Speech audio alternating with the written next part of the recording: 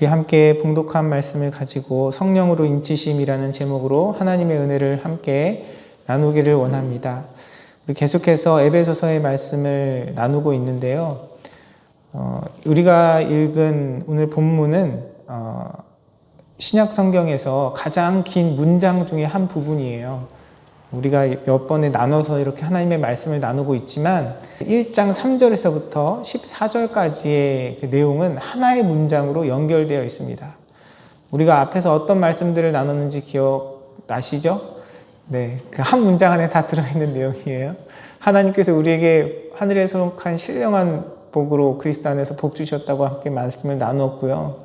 그 복은 하나님의 택하심, 하나님의 계획 가운데 우리에게 부어졌고 또한 예수 그리스도를 통하여 우리에게 허락된 것이다 라고 우리가 함께 말씀을 나누고 있습니다. 그 내용과 이어서 오늘 말씀은 성령님의 역사에 대해서, 성령님의 일하심에 대해서 우리에게 일깨워주고 있는데요. 그 3절부터 14절까지의 말씀 중에 계속해서 지속적으로 반복되는 그런 표현들이 있어요. 그것이 뭐냐면 하나님의 계획과 하나님의 예정에 관한 것들입니다. 4절에 보면 이렇게 기록되어 있어요. 곧 창세전에 그리스도 안에서 우리를 택하사라고 기록되어 있고요. 하나님께서 우리를 택하셨다라고 이야기하고 5절에는 그 기쁘신 뜻대로 우리를 예정하셨다라고 말씀을 이야기하고 있습니다. 9절에도 때가 찬 경륜을 위하여 예정하신 것이니 라고 이렇게 표현되어 있습니다. 하나의 문장 가운데 우리를 향한 하나님의 구원의 계획이 하나님의 철저한 계획과 예정 가운데, 선택 가운데 이루어진 것이라고 이야기하고 있어요. 오늘 함께 읽은 본문에도 또 동일하게 그 내용이 반복되고 있습니다. 11절 말씀은 이렇게 기록합니다. 모든 일을 그의 뜻의 결정대로 일하시는 이의 계획을 따라 우리가 예정을 입어라고 이야기되고 있습니다. 하나님께서는 우리의 구원을 이루어 가시는데 우리에게 그 많은 것들에 대한 책임을 맡기시지 않으시고 하나님의 계획과 주권 가운데 인도하여 주시는 분이신 줄 믿습니다. 연약하고 부족한 우리에게 구원의 성패가 달려있다면, 구원의 여부가 달려있다면 우리는 매일매일 불안해해야 할 것이에요. 우리의 그런 연약함을 생각하면 우리가 구원에 대해서 어떻게 확신을 가질 수 있겠습니까? 매일같이 바뀌는 것이 우리의 마음이고 하나님 앞에 우리의 태도인데 우리에게 그 구원의 여부가 달려있다면 우리는 주님 앞에 결코 온전한 모습으로 나아갈 수 없을 것입니다. 그러나 이 하나의 문장에서도 반복해서 하나님께서 강조해서 우리에게 일깨워주고 계시는 것은 무엇이냐면 하나님의 계획과 예정과 선택 가운데 우리의 삶을 구원의 길로 인도하신다는 사실입니다. 하나님께서 그 선하신 뜻 가운데 저와 여러분의 삶을 인도하시는 줄 믿습니다. 우리가 이것을 잘못 이해하면 이렇게 숙명론에 빠질 수 있어요. 하나님께서 우리 모든 삶의 인생의 여정들, 과정들을 결정하시고 하나님의 뜻대로 무슨 기계처럼 우리의 삶을 만드셨다라고 잘못 오해할 수 있습니다.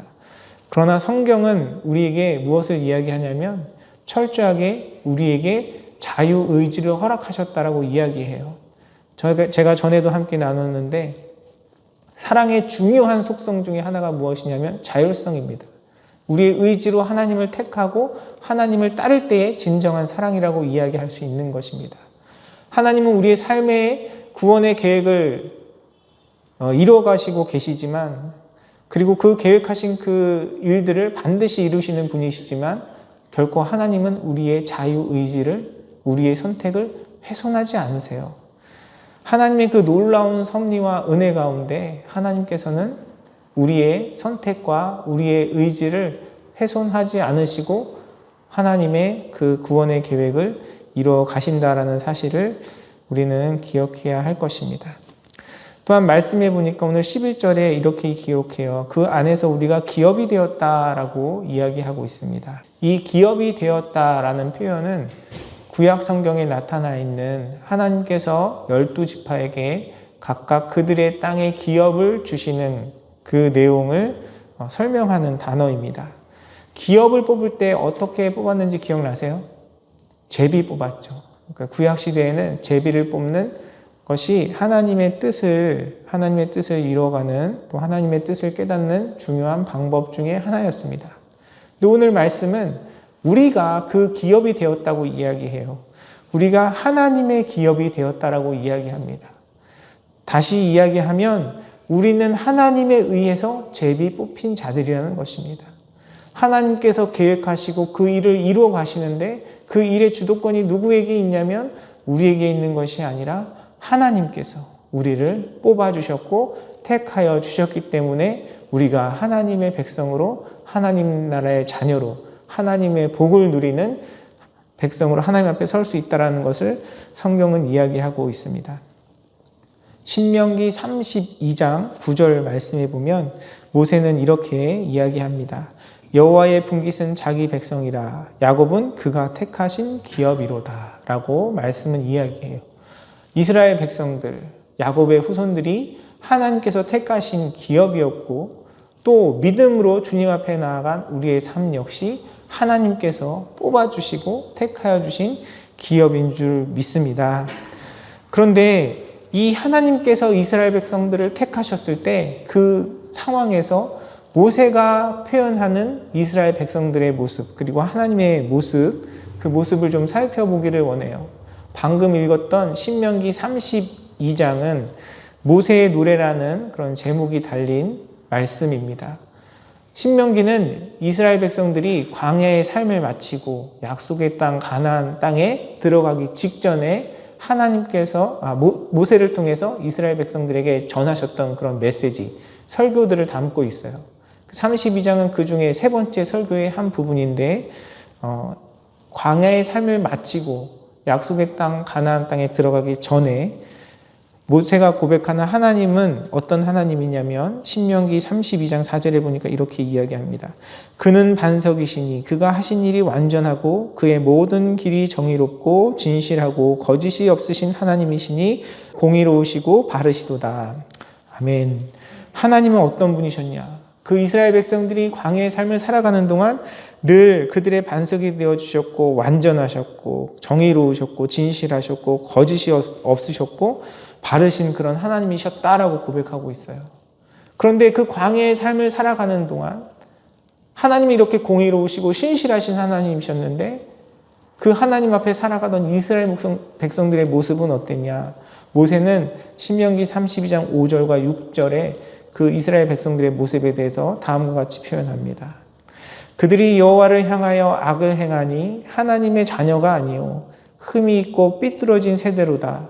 어리석고 지혜 없는 백성아 여호와께 이같이 보답하느냐라고 모세는 이스라엘 백성들을 책망하고 있어요. 하나님 앞에 여호와 앞에 악을 행하였고요. 하나님의 자녀가 아니요. 그 자녀가 아니라는 말이 아니라 자녀답지 못했다는 거죠. 하나님은 그렇게 공의로우시고 신실하셨는데 광야의 삶을 살아가던 이스라엘 백성들의 모습이 하나님 앞에 온전하지 못했다는 거예요. 흠이 있고 삐뚤어진 세대라고 이야기하고 어리석고 지혜가 없었다라고 이야기하고 있습니다. 모세가 이야기하고 있는 광야에서의 이스라엘 백성들의 모습, 여러분 이 표현을 들으시면서 어떤 생각이 드십니까? 바로 이 모습이 우리가 살아가고 있는 이 시대의 교회의 모습, 또 우리의 모습은 아닌지 돌아보기를 원합니다. 매스컴을 통해서 세상 가운데 들려지는 교회의 소식이 어떤 것들이에요?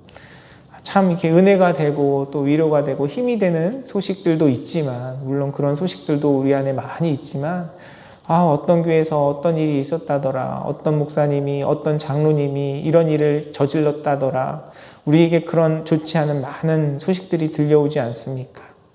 하나님께서는 우리를 세상의 빛과 소금이라고 말씀하셨는데 오히려 하나님의 영광을 나타내기보다는 우리의 연약함으로 하나님의 영광을 가리울 때가 많은 것이 오늘날 우리가 살아가는 교회의 모습, 또 우리 기독교인들의 모습이 아닐 수 없습니다. 또한 우리의 모습은 어떻습니까? 우리의 모습. 하나님께 은혜 받았다. 하나님께서 우리를 구원하셨다. 하나님께서 우리를 사랑하셨다 고백하면서도 여전히 우리 마음 가운데 제어되지 않는 그런 분노들, 우리의 그런 교만과 이기심들, 그런 추스려지지 않는 감정들이 우리 안에 있잖아요. 물론 하나님의 은혜로, 성령님의 도우심으로 잘 다스리고 억누르고 살아가지만 사실 쉴 새 없이 순간순간마다 무너지는 것이 우리의 모습이고요. 우리의 마음입니다. 우리가 세상을 살아가면서 우리의 겉모습으로는 우리가 말하는 그런 말과 행동의 태도로는 어느 정도 감출 수 있어요. 그러나 우리의 중심을 보시고 우리의 모든 생각을 아시는 하나님 앞에 우리가 어떻게 우리의 죄악을 숨길 수 있겠습니까? 하나님께서 우리의 모든 마음과 생각을 들여다보고 계시는데 우리가 어찌 하나님 앞에 모세가 이야기한 그 이스라엘 백성들의 모습처럼 광야의 삶을 살았던 이스라엘 백성들의 모습처럼 우리가 하나님 앞에 악하지 않고 우리가 삐뚤어지지 않았고 우리가 올바르고 지혜롭다라고 어떻게 하나님 앞에 감히 말할 수 있겠어요? 결국은 이 모든 모습들이 우리의 모습인 것입니다. 하나님 앞에 우리는 연약함을 고백할 수밖에 없고요. 매일같이 우리의 그런 죄악과 부족함을 인하여 하나님 앞에 겸손한 모습으로 나아갈 수밖에 없는 것이 우리의 모습인 것입니다. 그런데 하나님께서는 그런 우리의 연약함에도 불구하고 우리의 아버지가 되어주셨어요. 방금 읽어드렸던 신명기 32장 5절과 6절 하반절에 보면 이렇게 표현합니다. 그는 내 아버지요 너를 지으신 이가 아니시냐 그가 너를 만드시고 너를 세우셨도다 라고 말씀은 기록하고 있습니다. 하나님께서는 이런 우리의 연약함에도 불구하고 이미 그 전부터 우리의 이런 연약함을 아시고 우리의 아버지가 되어주셨고요. 우리를 지으시고 우리를 만드신 분이십니다.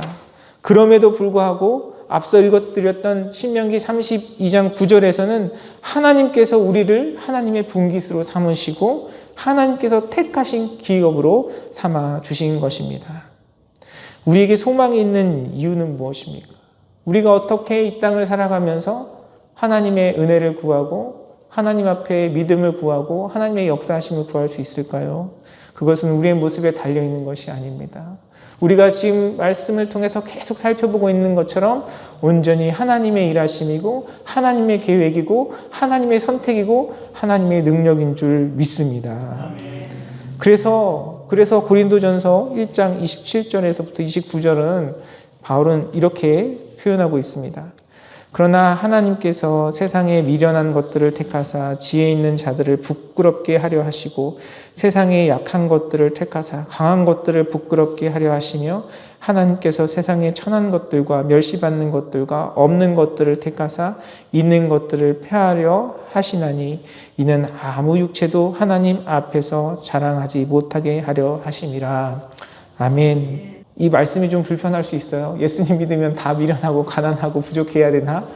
그런 의미가 아니죠. 우리가 하나님 앞에 우리 자신을 돌아보면 우리는 하나님 앞에 우리의 미련함과 우리의 부족함을, 우리의 약함을, 우리의 천함을 우리가 멸시받을 수밖에 없는 존재임을 고백할 수밖에 없습니다. 우리가 그런 존재이기 때문에 오히려 우리에게 베풀어 주시는 주님의 은혜와 사랑이 온전히 주님께 찬양이 되고 영광이 되는 줄 믿습니다. 내가 하나님 앞에 열심히 살아서 내가 하나님 앞에 순종하고 내가 하나님 앞에 좋은 것을 드려서 하나님께서 우리를 통해 영광을 받으시는 것이 아니라 우리의 미련함 가운데 지혜가 되어주시고 우리의 약함 가운데 하나님의 강함을 나타내 주시고 우리의 그런 무지함 가운데 하나님의 그런 지식을 나타내 주시기 때문에 온전히 모든 영광이 주님께 올려드려지는 줄 믿습니다. 그래서 오늘 본문 12절 말씀에도 이렇게 이야기하고 있어요. 이는 우리가 그리스도 안에서 전부터 바라던 그의 영광이 찬송이 되게 하려 하심이라 라고 이야기하고 있는 것입니다. 우리의 구원 가운데 우리의 연약함에도 불구하고 우리의 죄악 가운데도 불구하고 하나님께서 선택하시고 하나님께서 계획하시고 하나님께서 그 일을 이루어 가시기 때문에 우리의 삶에 나타난 주님의 영광과 우리의 삶에 나타난 하나님의 은혜가 온전히 주님께 찬양으로 올려드려지는 줄 믿습니다. 사랑하는 성도 여러분, 우리가 그 주님을 바라보기를 원합니다. 우리의 연약한 모습, 우리의 부족한 모습, 물론 하나님 앞에 회개하고 주님을 닮아가기에 힘써야 해요. 그러나 그 모든 것이 무엇으로부터 시작됩니까? 그렇지 못한 우리의 모습에도 불구하고 우리를 향한 하나님의 사랑과 뜻 가운데 우리의 인생을 인도하시고 붙들어 가시는 주님의 모습 때문인 줄 믿습니다. 우리가 교회를 돌아보고 이 시대를 살아가는 그리스도인들의 모습, 그리고 우리 자신을 돌아볼 때 정말 실망스럽고 안타까운 그런 마음들이 많이 들잖아요.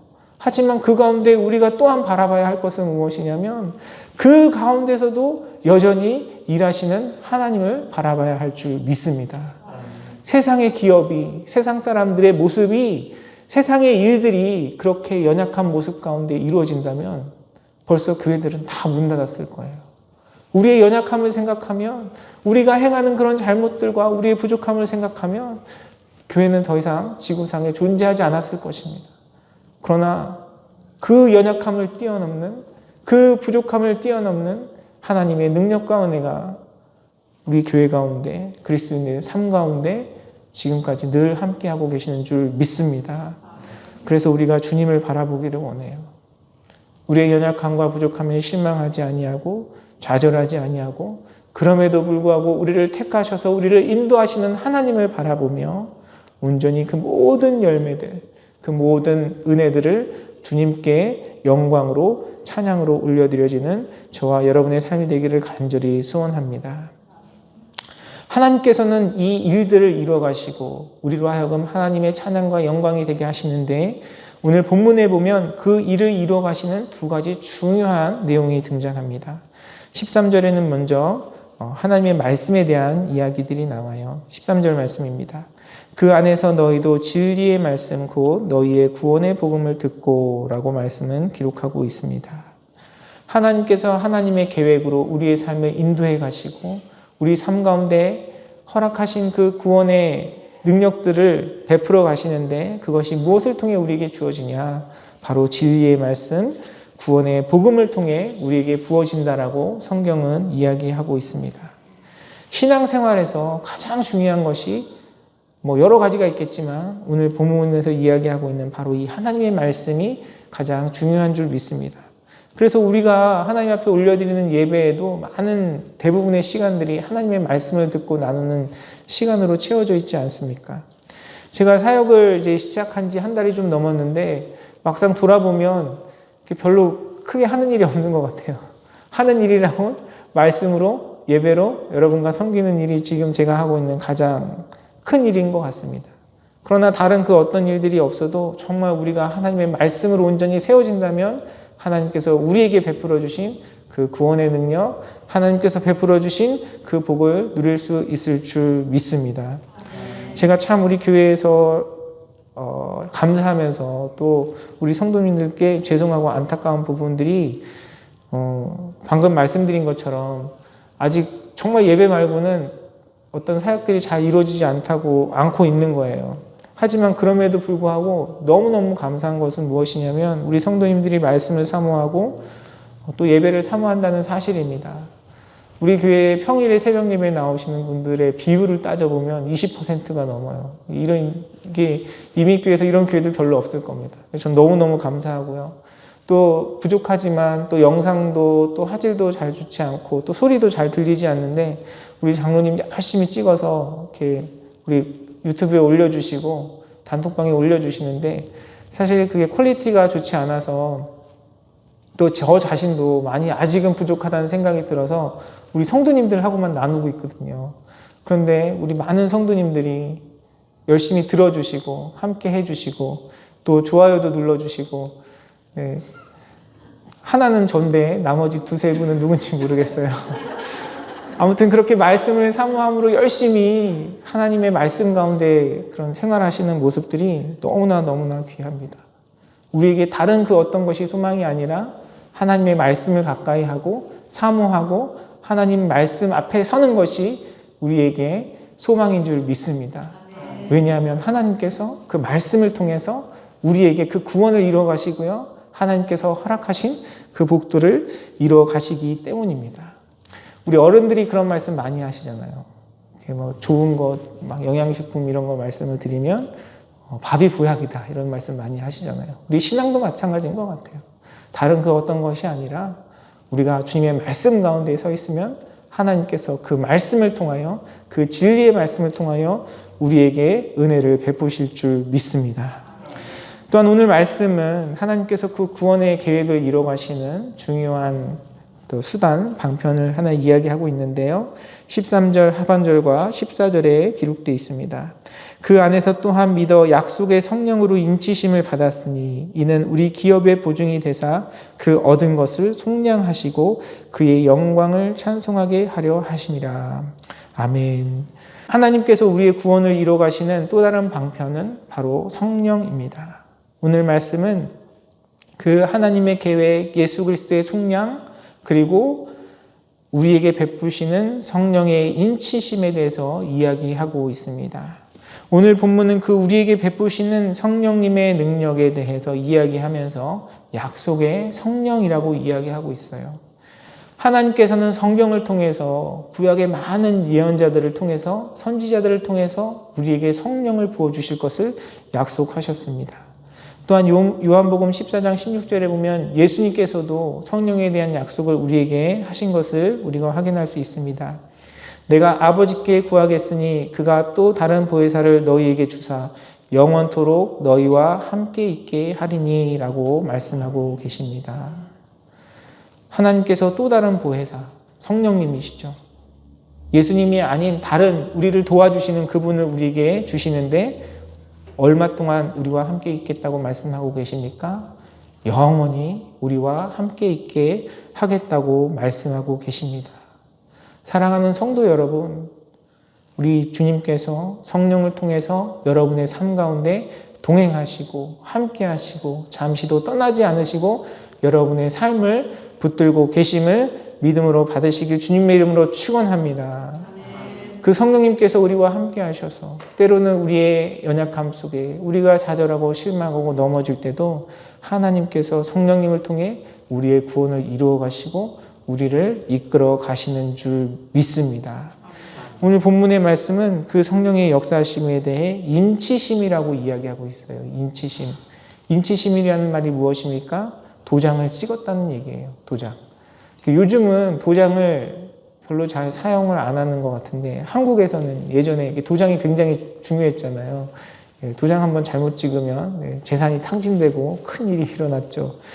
이 고대 시대, 그러니까 예수님께서 그 바울이 살았던 이 시대는 도장이 흔한 것이 아니었습니다. 인쳤다. 이 말은 어떤 중요한 일, 특별히 왕의 권위 이런 것들에 대한 설명을 해주고 있어요. 우리 옛날 영화 같은 데 보면 옥새가 굉장히 중요하잖아요. 그 왕의 도장. 그런 것에 대해서 막 그거를 뺏으려고 막 서로 다투고 이런 영화의 내용들도 본 것 같은데 어쨌든 성령으로 인치셨다라는 얘기는 무엇이냐면 그만큼 중요하고 권위 있는 그런 확실한 일에 대한 보증을 이야기하고 있는 것입니다. 만물의 왕이시고 천지만물의 주인이신 하나님의 약속이 성령의 인치심으로 성령을 통해 우리의 삶 가운데 도장 찍어주심으로 우리 가운데 확증이 되고 우리 가운데 확실한 것이 되는 것을 믿습니다. 하나님께서는 또한 그 성령님을 통해서 우리의 기업의 보증이 되어주셨다라고 이야기합니다. 보증은 무엇이죠? 성령님께서 우리에게 우리의 구원에 대한 증거가 되어주시고 확실함이 되어주신다라는 사실을 성경은 이야기하고 있는 것입니다. 그래서 우리의 연약함 속에서도 우리 삶의 고단함 속에서도 우리의 부족함 속에서도 하나님께서 우리의 삶 가운데 성령을 통하여 우리를 도와주시고 우리를 붙들어 주셔서 하나님의 그 구원의 계획을 이루어 가신다는 사실을 말씀은 이야기하고 있는 것입니다. 고린도후서 1장 21절과 22절에도 이와 비슷한 내용의 말씀이 기록되어 있어요. 바울은 이렇게 이야기합니다. 우리를 너희와 함께 그리스도 안에서 굳건하게 하시고 우리에게 기름을 부으신 이는 하나님이시니 그가 또한 우리에게 인치시고 보증으로 우리 마음에 성령을 주셨느니라. 아멘. 성령님께서 우리에게 어떤 분이십니까? 우리에게 인치시고 보증이 되어주시는 우리의 마음에 인쳐주시고 보증이 되어주시는 분이 성령님이신데 그것은 하나님께서 그리스도 안에서 우리를 굳건하게 하시고 우리에게 기름을 부으신 바 되는 그런 역할을 감당하신다는 것입니다. 기름을 붓는다는 의미는 여러 가지가 있는데 사실 이 기름을 붓는다는 표현 자체가 성령의 임재와 역사를 이야기하고 있습니다. 그런데 바울이 이 편지를 그 편지를 받게 되는 고린도후서의 말씀을 받게 되는 고린도 교회의 상황들을 보면 정말 많은 문제들이 있었어요. 고린도 교회에 많은 초대교회들이 문제들이 있었지만 특별히 고린도 교회에는 정말 많은 문제들이 있었습니다. 말씀의 내용들을 살펴보면 고린도 교회는 분열의 문제가 있었고요. 그 가운데 당을 짓고 분열하는 문제들이 있었고 십자가 복음에 대한 오해가 있었어요. 하나님 말씀을 제대로 그러니까 이해하지 못하는 그런 어려움들이 있었습니다. 또한 고린도 교회에 보면 성령의 계시에 대한 잘못된 오해들이 있었고요. 그리고 그들이 도덕적인 타락, 그 근친상간의 문제가 있었고, 그리고 법정에서 서로 교인들 간에 송사하면서 고소하고 하는 이런 일들이 있었습니다.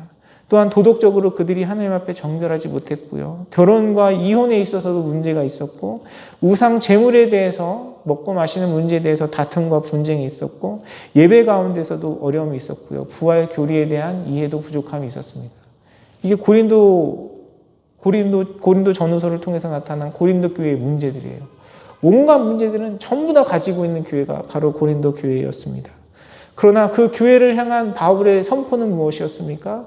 그 교회를 향한 바울의 메시지는 무엇이었냐면 우리가 방금 읽은 것처럼 그리스도 안에서 하나님께서 굳건하게 하시고 기름을 부으셔서 성령을 부으셔서 인치시고 보증하여 주셨다라고 고백하고 있는 것입니다.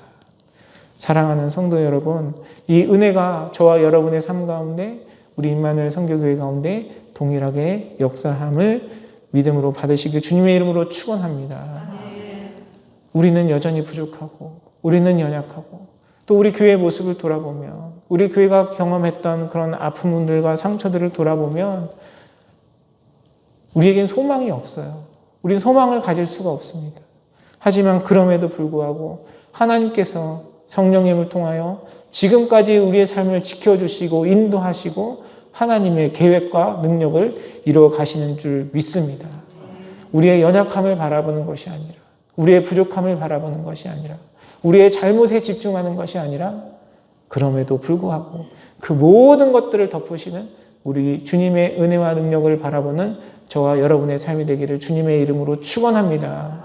우리가 주님의 그 능력과 은혜를 바라볼 때 우리를 도우시고 우리와 함께 하시는 그 성령님을 바라볼 때 온갖 문제에도 우리의 연약함 속에서도 우리의 죄악 속에서도 예수 그리스도의 구원의 은혜가 우리 가운데 경험되어지고 하나님께서 베푸시는 크고 놀라운 축복과 능력이 우리 가운데 경험되어질 줄 믿습니다. 우리가 그 하나님 바라보며 우리 가운데 계획하시고 인도하시고 붙들어 주시는 그 하나님을 바라보며 또한 하나님의 말씀 가운데